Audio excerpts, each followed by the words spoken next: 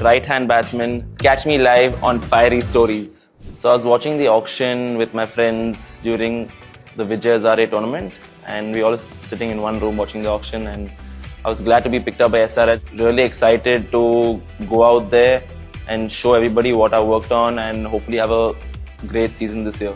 So basically I started playing outside my house at the age of say 3, and then my dad saw that I had good hand-eye coordination and he put me onto a camp at the age of 8, and I started playing with the hard ball ever since then and played a few years of state cricket. I think after the age of 23 I was a bit lost because I was getting the runs but I didn't get the backing, and then I actually decided to stop playing cricket for some time.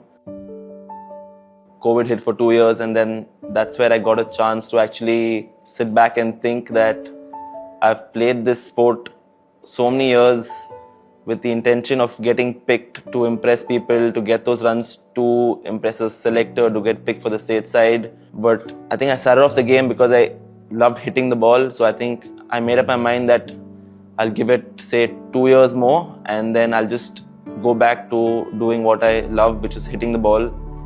And I think that worked for me. There was no pressure from home to actually go out and work and get a salary in.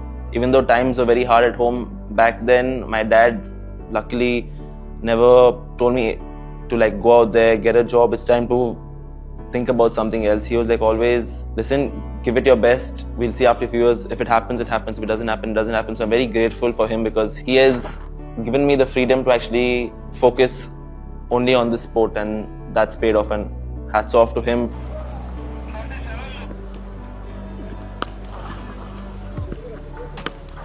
The reaction is obviously that things are finally paid off. All the years of hard work, sacrifice, and everything has actually paid off. And it was a sigh of relief after all these years that, okay, things are finally going to get better now.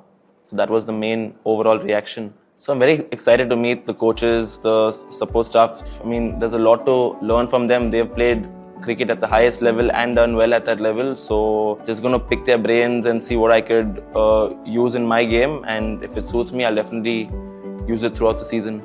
So I think firstly in the Maharaja Cup, this is the first tournament after a few years that I've actually got to bat up the order.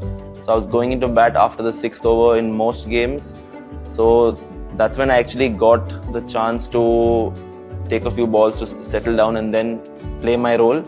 So that really helped me. I feel that tournament, everything I touched turned to gold. So that was like a golden tournament for me.